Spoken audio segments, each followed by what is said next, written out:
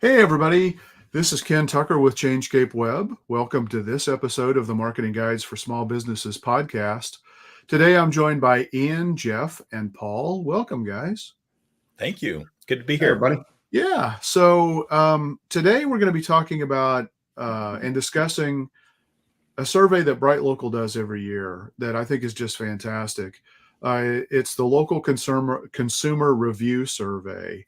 And what they do is they just pull together, some really great information and insights about how consumers are using the review platforms, how businesses are trying to use the review platforms a little bit as well. So today we're going to kind of launch into that, just a wealth of insights.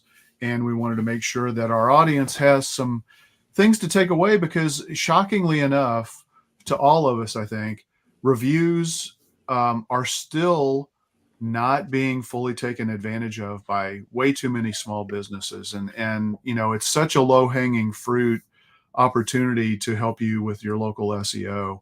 So we're going to talk about that today. Paul, I'm going to start with you. So how are consumers finding and using reviews? I want you to kind of talk about, what review sites are they utilizing? How many different reviews do they typically look at? What is there a popularity decline or increase with a particular set of review sites that you see? What are your thoughts about all of that? Yeah, really interesting about people do use reviews, and about 36% are looking at reviews from two different sites. About 25% are looking at reviews from three different sites. And if you look at the breakdown, when it comes to reviews, look, Google is king. About 80%, something like that. About 80% of people are using Google reviews. And then Facebook and Yelp is like 44 and 45%, 44% Yelp, 45% Facebook. And I know Yelp has done some things in the past that have irritated people. I think they've tried to take steps to fix that. But we run into this a lot where people are like, I'm never going to deal with Yelp again. But I think you can't ignore Yelp, and especially certain parts of the country. There's certain parts of the country where Yelp is just absolutely huge. So don't discount Yelp. But yeah, people are absolutely using reviews to make decisions, and they are looking at reviews on two or three different sites. But Google is the gorilla, if you will. So that people use reviews, and if you're not getting reviews and your competitors are, you're at an immediate disadvantage, because when people are in this buyer journey that we talk about all the time, and everything else being equal, if your competitor has more reviews than you do, and if their reviews are higher than their review ranking is higher than yours, so to speak, you're probably going to lose that business. Did you see any trends in terms of review sites that tend to be trending down in terms of usage of customers, or like a review site, we haven't heard a whole lot about TikTok now for about 6 months, maybe or so. But man, it was crazy a while ago, and everybody's like, "Oh my God, TikTok's going to be the new platform that everybody's using," and they're going to find all these. Any trends that you see in terms of review sites, or even a site like TikTok starting to? I know they don't have a review process necessarily, but is that a place that people are going to? Not, I mean, they there is about, it's less than 25% are using TikTok, and that's probably the younger generation. But then again, God, is TikTok even going to be legal? You know, I mean, that's a whole nother issue, but it's something to Yeah. think about. But you know, there is one thing: it's local news. Not that that's necessarily a review platform, but they get information about businesses from local news. So if you can get some kind of a spot on the local news, that would definitely help, because that's about 40-45% people are getting information from local news about local businesses. um Instagram, 35%. But you know what's interesting is Twitter is like way down there, like under 20% of people get any kind of information from Twitter about the validity or trustworthiness of a business. I was a little surprised at the number of people that look at multiple review sites. That really kind of jumped out at me. I mean, I figured if they found, most people, if they found a site where there were just, a plethora of reviews that were already there, that they would just kind of go and search through that site, based on, newest or lowest ranked or things like that. That really Yeah, just kind of jumped out at me. yeah, 25 about 25% of people look at three different sites, and 36% look at two different sites. So yeah, that in itself tells you how important reviews are. People use reviews to make buying decisions. Another thing that kind of jumped out at me is I was really kind of surprised at the number of people who use Facebook for reviews. Yeah, I Um, know, because that I is not my experience or the experience of, the overwhelming majority of businesses that we have ever worked with. So that really kind of surprised me.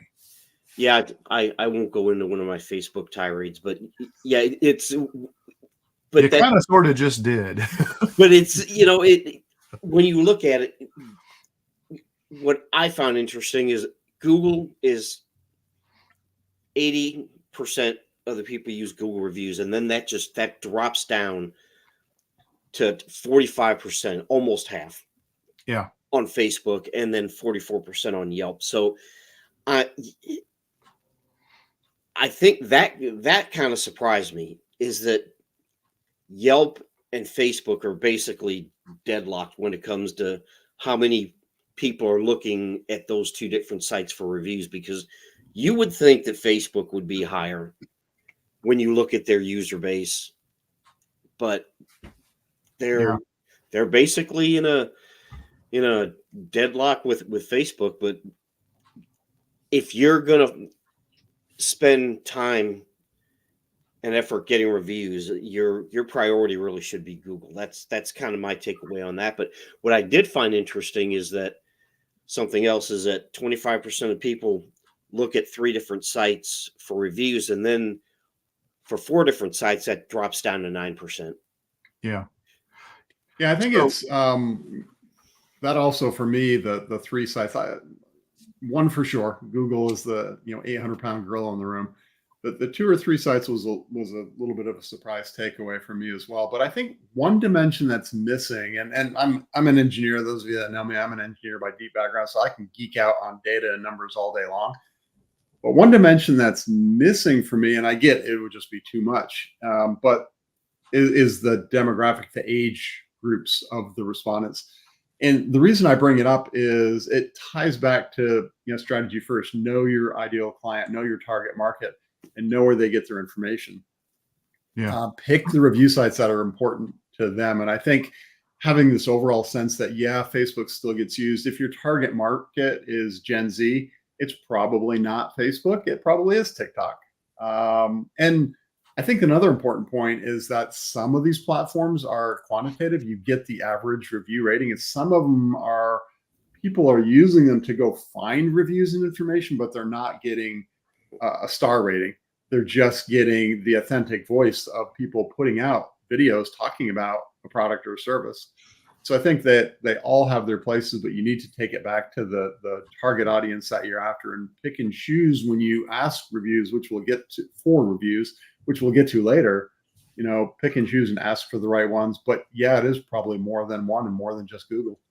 Well, Yeah. yeah, and you could probably infer some of that demographic data. I mean, if 80% of people are using Google, then that's going to cover a wide demographic. But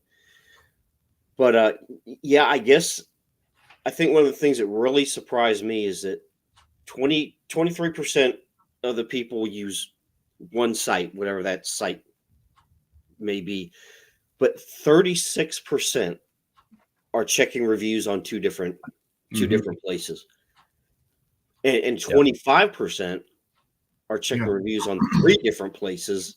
Only 23% are only checking reviews on one site. So again, if you're a small business and you don't have a plan in place for reviews, maybe we're going to talk about that later, then you're making a huge mistake.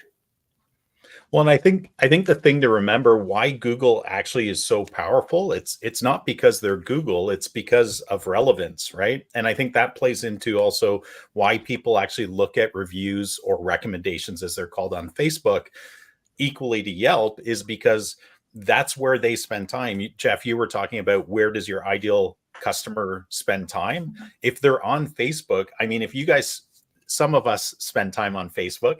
And what I'm I on find there for hours a day.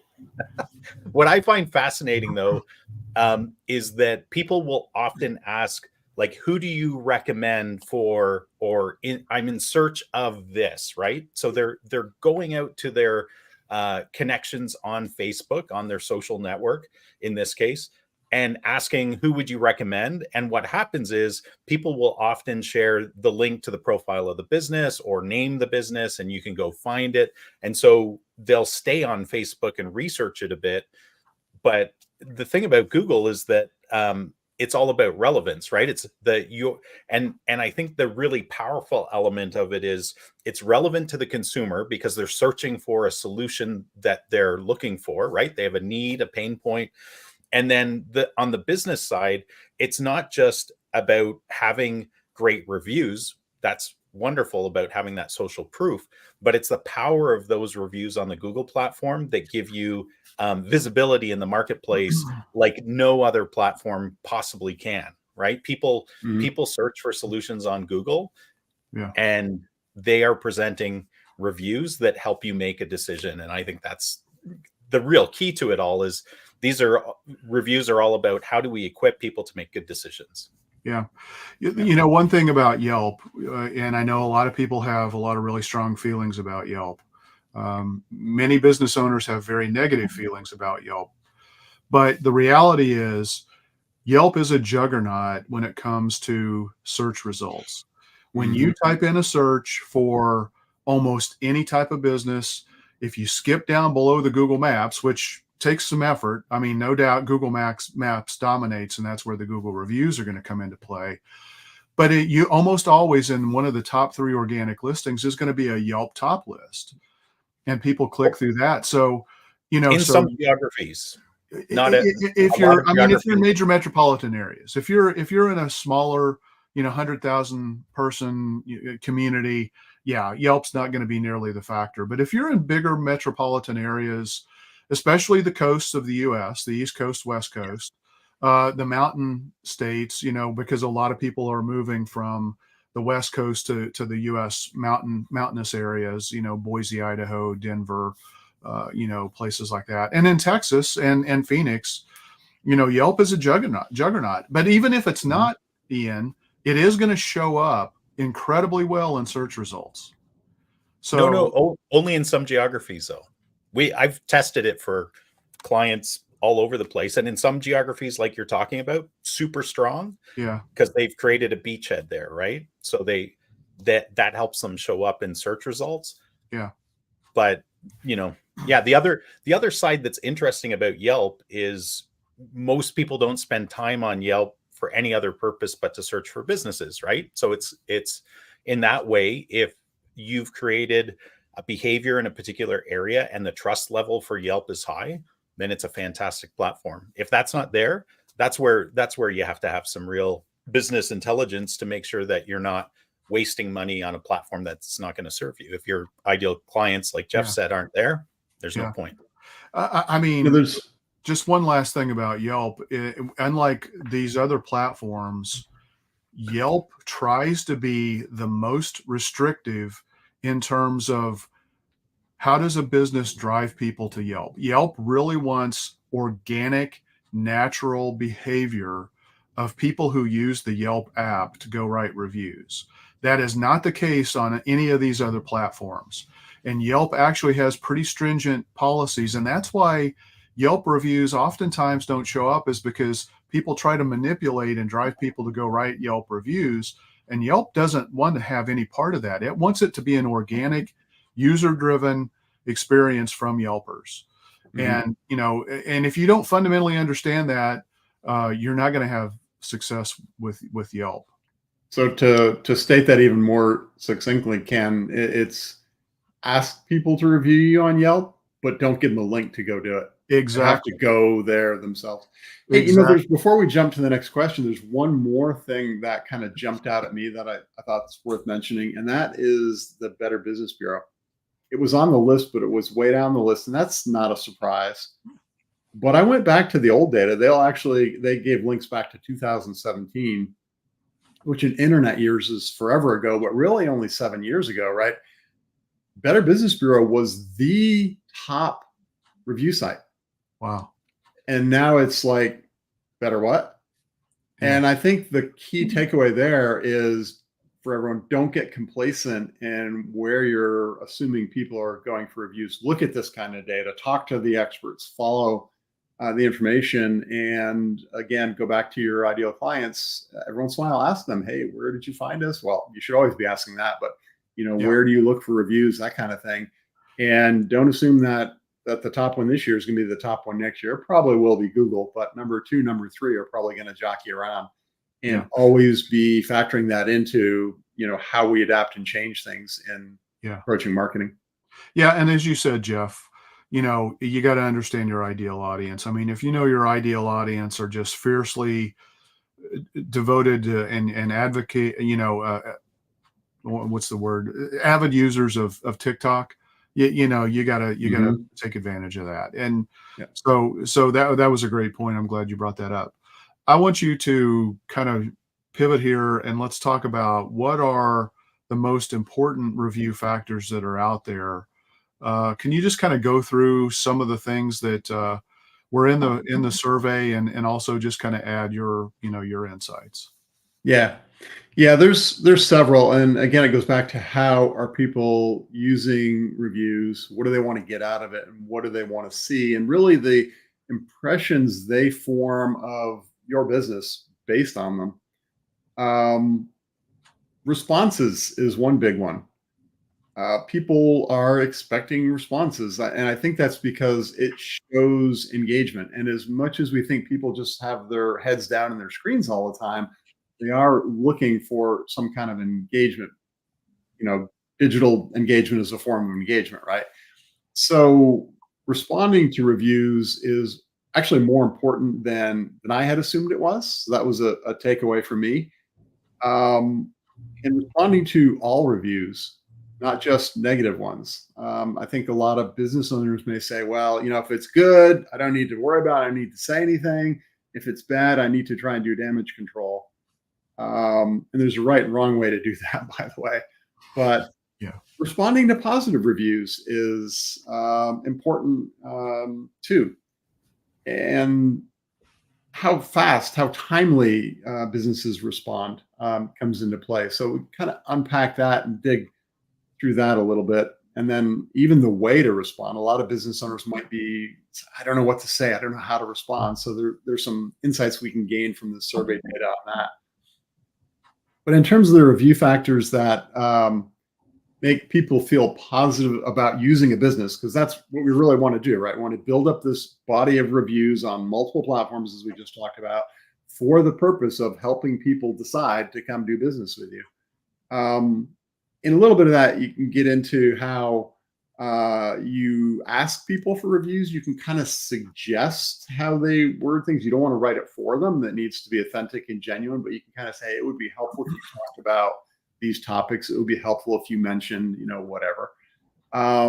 But reviews that describe positive experiences, and then the business owner responds to that positive one, as well as the negatives, are important. The star rating for sure has a bearing, but it doesn't have to be 5 stars.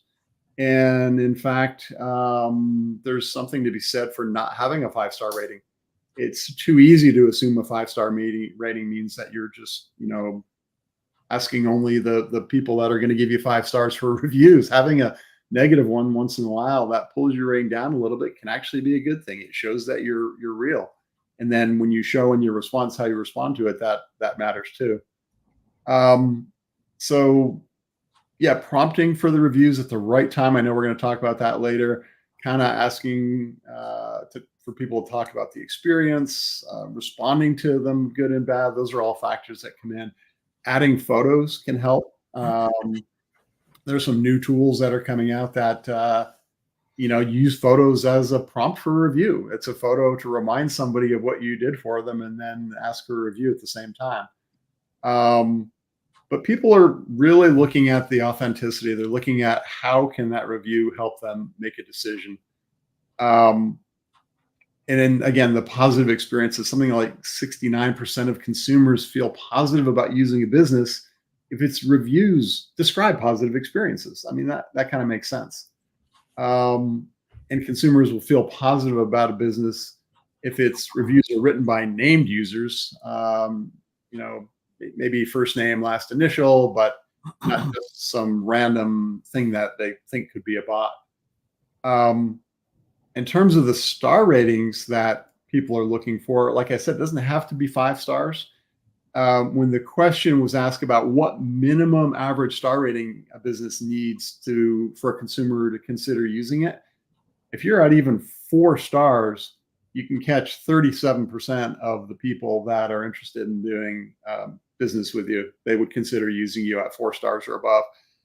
And when you go to 4.5 stars, that's 12%. When you go to 5 stars, that's 5%. So that totals up over half of the people that are looking at reviews. 4 stars or better, you can catch their attention. That seems surprisingly low to me. I've seen other statistics that say if you're below average of 4.2, you're missing the lion's share of people who are willing to do business with you. Yeah, their granularity was 4.5. It was in half. So I think 4.2, 4, they may have rounded. Yeah. But I think the key takeaway is it doesn't need to be 5 stars. Of course, that's what you want to strive for. But I think, like I said, the authenticity, the genuineness as people weight it, having a few negatives to pull things down may not be a bad thing as long as they're addressed properly.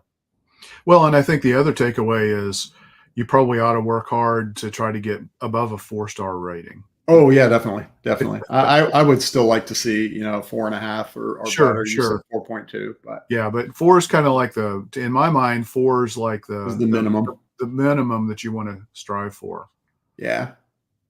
And any lower in 3.9 doesn't look so good, does it? What about like the total number of reviews for a business? Any insights on that?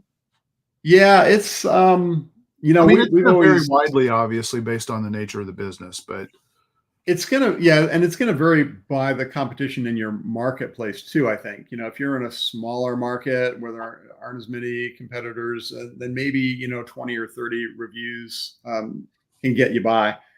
But in general, it looks like it's between 20 and 100, somewhere in there. The survey broke it down to 0 to 19, 20 to 49, 50 to 99. But that 20 to 49 bucket had just under a third, and the 50 to 99 had a little less, not much, but they totaled over half, again, almost 60% of the minimum number of reviews that people said they would need to see to consider using a business. And I think part of that is if it's only a few, it's like, well, how representative is that really? Right. And if it's like sky high, if it's like 1,000, it's like, yeah, well, what's that really telling me? personally, I look at the distribution if there's a lot of reviews, and I see kind of a sense of how the distribution is, and I'll sample the top ones, I'll sample the bottom ones to see if there's any trends. But for the credibility and to get people's attention, the survey says somewhere between 20 and 100. Yeah. I would say the biggest factor there too is your competitive set, right? Because first of all, you might not be visible if your reviews are that much. Like if you only have, even though 20 to 49 is 30, people want to see, 31% want to see that much. If your competitors have 250 reviews and you have 49, the chances of you actually being in the competitive set and people seeing you drop so significantly that like you got to be paying attention to your competitors and trying to out compete them from a review standpoint as well, right? It's not always possible. That's a good point. There's really two aspects that we're talking about here, Ian, right? You bring up a very good point about the second one. One is the visibility. Will you even get seen so that people go look at your reviews? And that's the competitive nature of the market you're in. And then the other is, once people are looking at your reviews, how many do they consider enough? Yeah. And I think, this survey is really focused on consumer behavior, not SEO ranking factors necessarily, right. Although some of that obviously does creep in. Yeah. One of the things that I think I would like to have seen in this survey is, breaking it out by industry sectors, because if you're a kitchen remodeler, you may do 6 to 12 projects per year. And that may be perfect for your business and but you're not going to be able to generate massive numbers of reviews if you're only working with 6 to 12 customers a year, because not every customer is going to go write a review for you and whatnot. Yeah. But if you're a restaurant or a hotel, you should probably have thousands of reviews if you've been in business for a while. Yeah. We do see a little bit in the survey, they break it out into like 2 buckets. I think, restaurants, hospitality, a few other things were one, and then services were another. Yeah. I think we may get to that in a second, but let me hit on a couple other quick things before we move too much further on. The recency of reviews. So slow and steady wins the race is what I tell my clients. It's not all about get a lot of reviews and don't post any for 6 months and then get a lot more. And in fact, the platforms may assume you're buying reviews if you do that. You want a nice steady progression upwards in review count, but that also creates recency, right? Most people want to see reviews that have been within the last couple of weeks, last month, depending on the business. Ken has good terms that he likes to throw out, and the one I remember for this is review velocity. Oh yeah, yep. You don't want that spike up down, that roller coaster. You want nice steady. Yeah. That's actually Google's term when you look at business profile optimization, the Google business profile optimization. You've got prominence, proximity, and relevance, and in that framework, that's where they talk about review velocity. I wish I could take credit for the term, but I tried to give you credit. But you're right. From the consumer behavior point of view, when consumers are making a decision to use a business, it's really, again, where the breakpoints, over half of consumers want to see reviews within the last month. And part of that is, I think, if it's too old, is like, have things changed? Does it really matter anymore? If they were great a year ago, does that mean they're great now? I don't know. I want to see evidence and proof that they were great now. And to that point, when we go back to review sources, we digress just briefly, ChatGPT was on the list of where people go to look for reviews, which kind of blew my mind, because the AI, generative AI, the large language models are old data. If you ask ChatGPT for what's the best restaurant, Mexican restaurant near me, first off, they've got disclaimers, and now it's going to tell you this is old data and you should double check the current reviews. But yeah, the generative AI is starting to show up on the list. And I think as Google brings in SGE, a whole different topic, we'll see maybe more recency. But yeah, don't be thinking that generative AI is the place to go for reviews. On the other hand, don't neglect it either, because some people are looking and it will become more important overall. But yeah, the recency factor plays in there. Yeah. definitely. hit on one more thing. If I can go back to the responses, again, responding to both positive and negative. And again, if the assumption is that, hey, things are going great, people are leaving me positive reviews, I don't need to say anything about it. Change that mindset.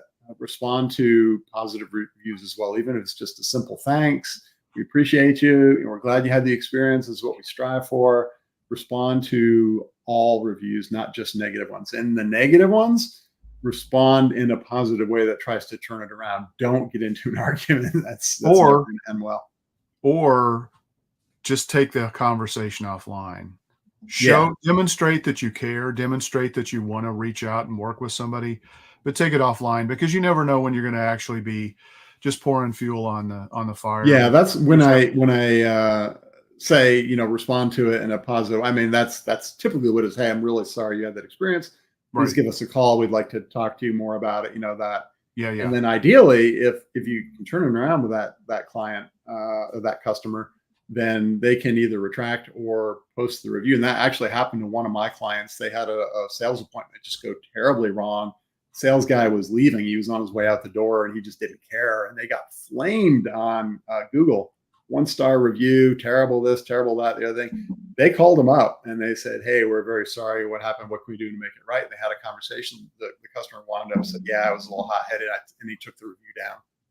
So those responses of trying to turn things around can work and should be done. But you're right, Ken.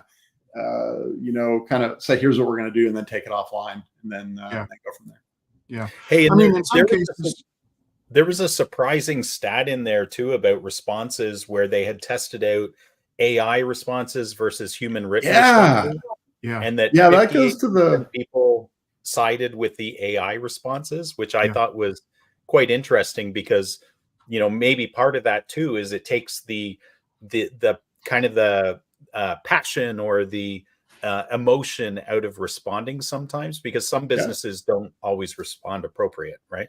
Well, it goes, so responses, you need to respond pretty quickly. We kind of missed that point. It's like within 3 to 7 days. But yeah, if you don't know how to respond, then that's where AI can really help. Take a review, put it into AI and say, I'd like to respond to this. Give it a little hint in the prompts about the tone you want. I want to be friendly. I want to mention, if you're not sure how to write, if you're not sure what to say, if that's just not your thing, that's a great place to use the AI tools to help you out. And you're right, Ian, that they did a blind test where they put out 2 responses, one that was human written, one that was AI written. And the AI did a better job of writing than the human for that response. It was like, I think you had it was a 58%, to 42%, preference for essentially the same response.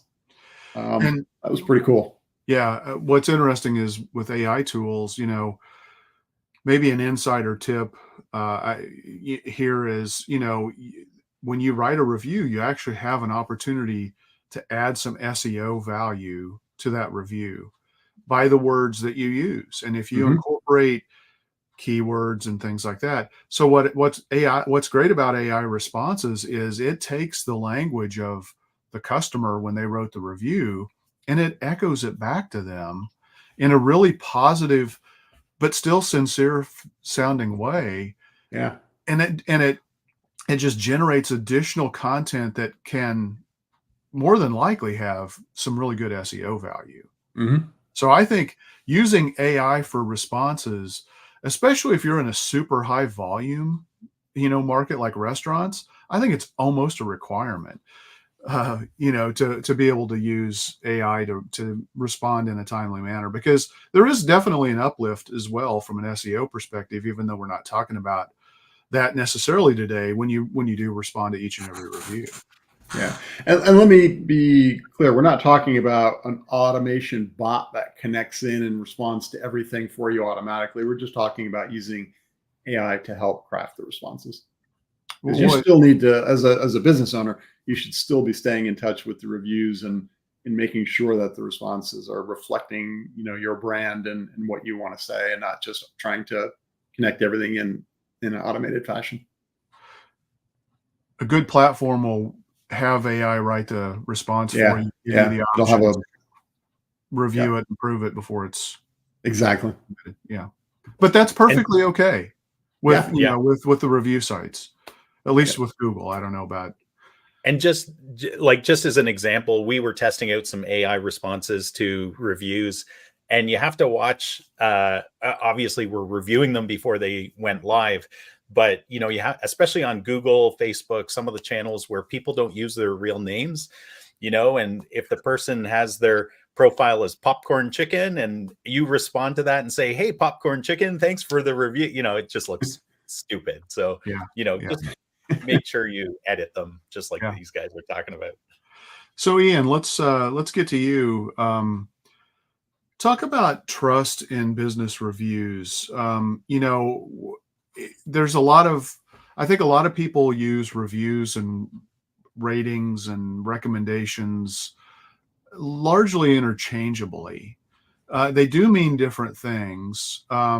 So talk about, reviews, especially versus recommendations, that may come from other sources, online or offline. And is there anything that that customers feel differently about whether or not it comes from, a recommendation versus an online review?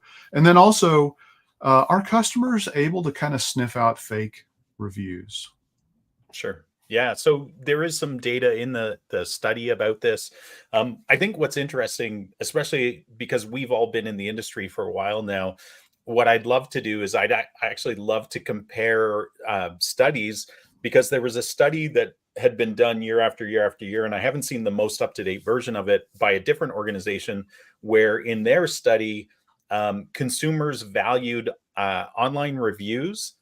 81% of them valued them as much as a personal recommendation. Mhm. In this particular study, we're seeing something more around the 50% level, but it actually has gone up a little bit in the last year, where an online review means as much as a personal recommendation from a friend, a family member, a colleague, 50% of the time, right? Or 50% of the respondents.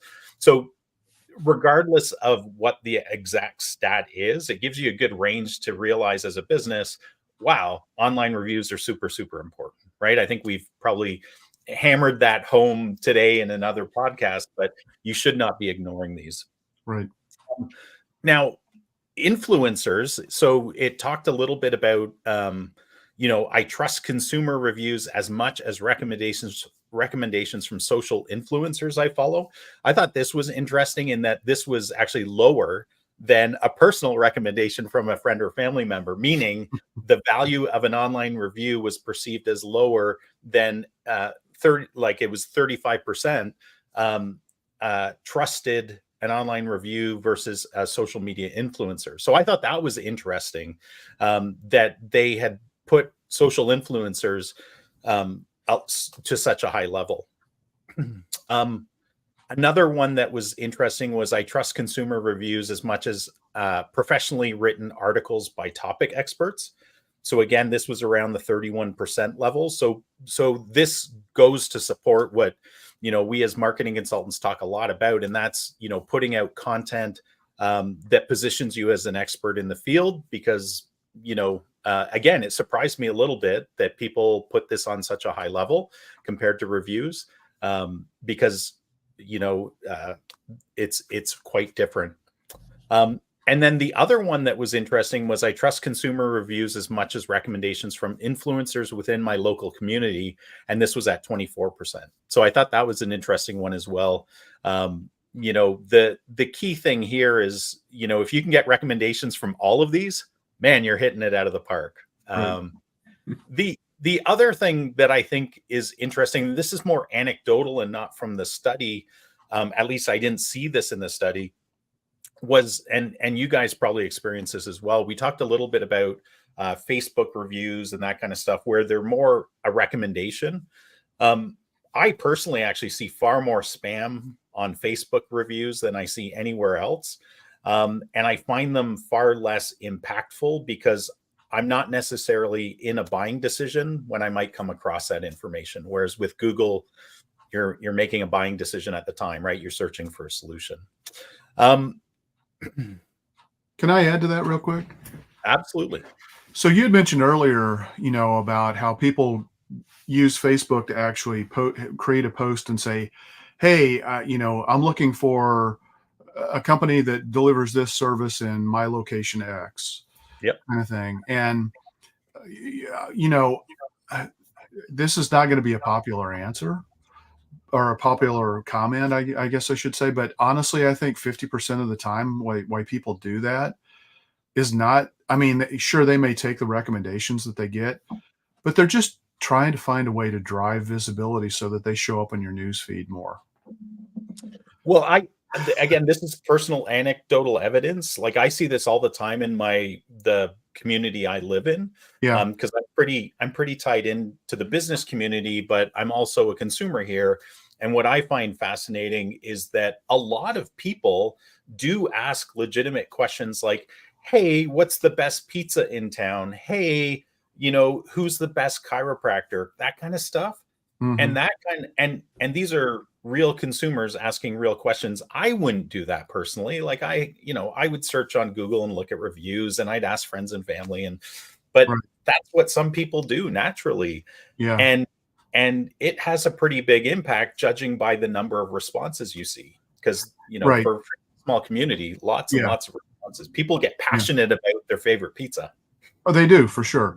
And I think, and look, there's legitimate people who legitimately use it and are looking for input from their community, and if you're a part of a group, you're going to get a more select set of answers. So if you're a part of a technical group on Facebook and you post a question about, "Hey, does this tool do what it says it does?" and the responses you get from that community are probably, because you first of all, you made the step of taking trust to become a member of that community.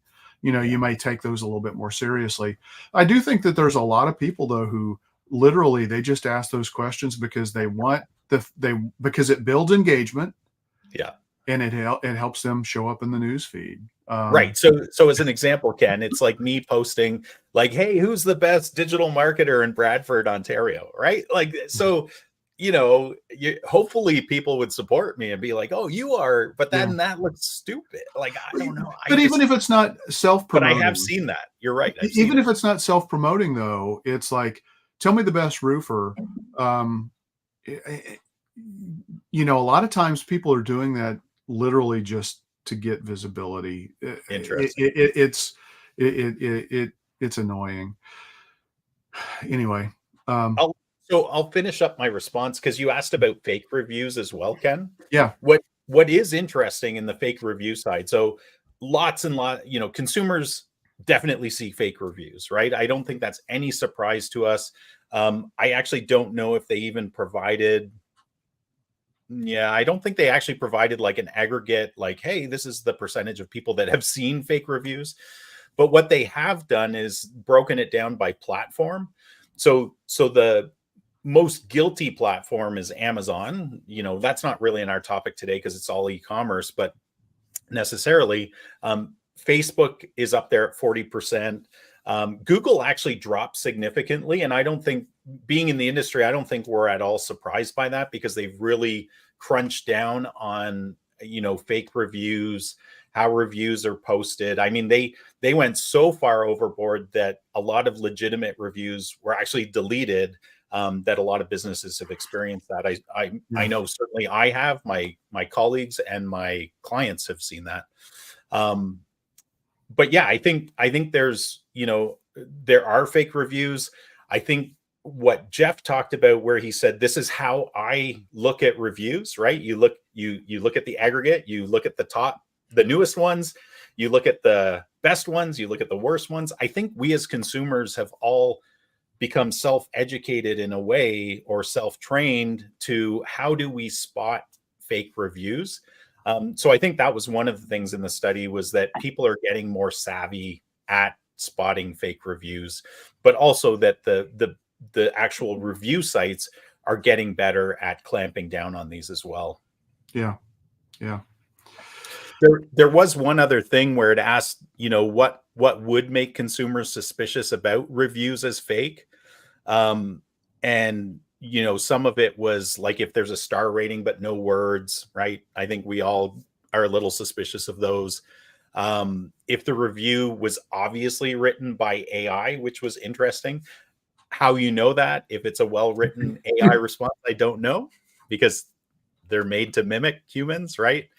Oh, the other one showed that in responses that people couldn't tell it was AI. Right. Right.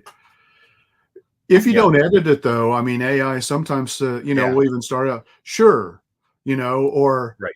they'll echo back the question. And if you're literally just copying and pasting and not paying attention, Right. And it said it feel like the way they worded it is that the review feels like AI response. So yeah, Mhm. if it's just obviously not human, right? I think people are like, get out of there. Yeah. Paul. Hey, there's actually, before we jump real quick, there's one other thing in this section that kind of jumped out at me, which was big brand, the reputation that of was big interesting. brands versus local branches. And the takeaway here for me is that local branches, even if I think a lot of franchisees may be like, oh, my franchise does all the marketing. Yeah. The franchisees, the local locations still need to take control of their own reviews. Need to make sure that what's being said on social media and especially on the reviews is relevant to them, and they need to engage and still do their responses. And if their franchise doesn't let them, they probably need to have a discussion with the franchise and show them this data. Well, in general, local franchisees need to take ownership of their marketing, period. Yeah. Franchises are great at providing some flyover and some cover, but to help you excel in a local market, almost every franchise sucks, and they do what's good for the franchise, not what's good for the franchisee. Right. Yeah. So. And some franchises make it very, very challenging for the local businesses to do their own marketing. Right. That's kind of the point I was going after. Yeah. They provide a lot, and here's what you do now. You go spend your own money and do it, but they don't have a lot of control. But on the review side, especially, the local franchisees need to make sure that they're on top of that, managing the reviews themselves. That can't be done from a corporate office.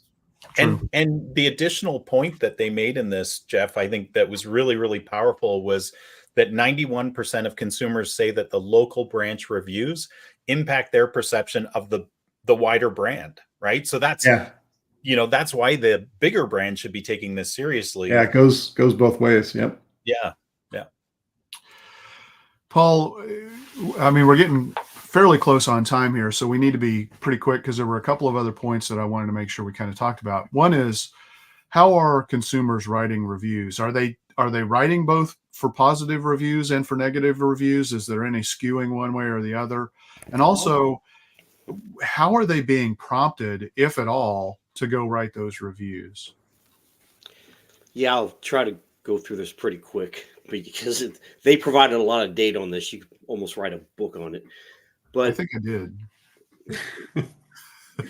But yeah, what's interesting, they broke this down from 2022, 2023, 2024, which, we're only a few months into 2024.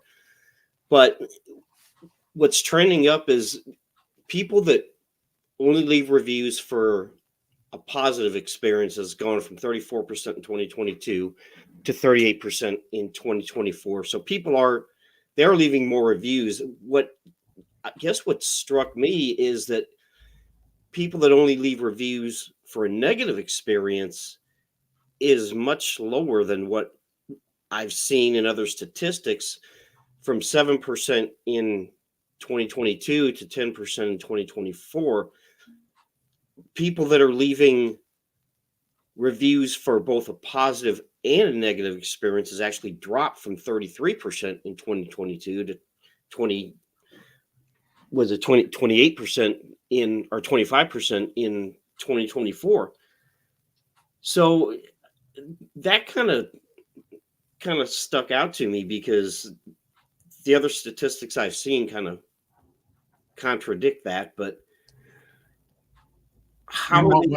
like what? That I've always seen that there's a skewing factor of people writing negative reviews much more commonly than writing positive reviews, because we're psychologically wired to remember those negative experiences more deeply, and we want to share those with people to protect other people. And it's driven by deep psychological makeups of just the way we're wired as people, most people.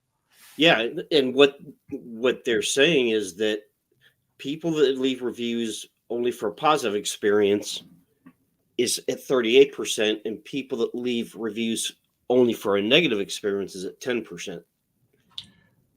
But that's only, right? I mean, so Yeah, Mhm. yeah, okay. but people that leave reviews for positive and negative has actually dropped from 33% Yeah. to 25%. So I thought that was interesting. That still doesn't really answer I think the deeper question, which is, okay, I go write reviews. I write mostly positive reviews, me personally, but I do write some negative reviews sometimes.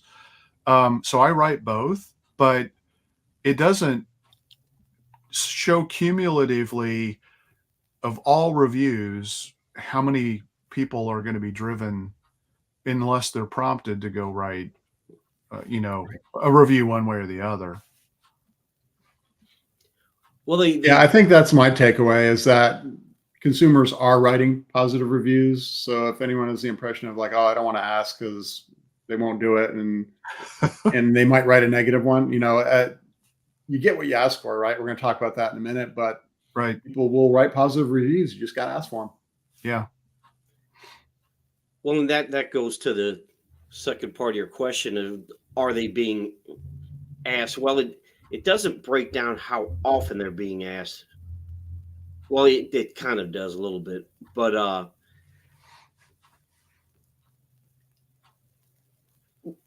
couple of things I did find interesting is that,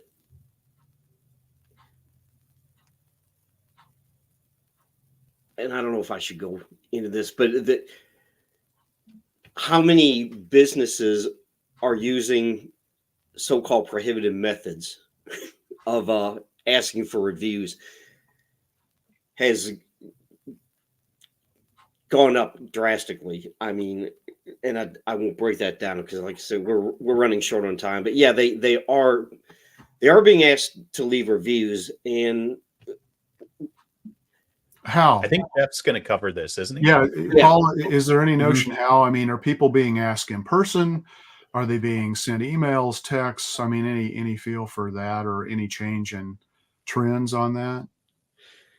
yeah, and that's something else that's interesting is that in via email has actually dropped from 34% to 32%, which isn't drastic, but in person has dropped from 33 to 28%. Through social media has dropped from 31 to 27. But here's the thing, and we've talked about this, about the power of text messaging, that has increased from 23% to 26%. So yeah, they are being asked for reviews on a, and one of the things that kind of struck me is on a business card has actually increased from 8% to 13%. So it doesn't break it down, but I guess maybe they're putting a QR code on their business card, but you know, something like that. Yeah. We recommend that to our clients. Yeah. Just make absolutely. sure. I've advocated, there's a right time to ask for reviews, and depending on the business, one of them is that time of service when the service is completed and somebody goes, oh, that looks great. And if you ask them for a review, then they go, yeah, I will when I get home, but then they forget about it. But you give them a business card that specifically is geared for how to leave a review. And then when they get home and they empty out their pockets, they go, oh yeah, I said I would do that. I need to go do that.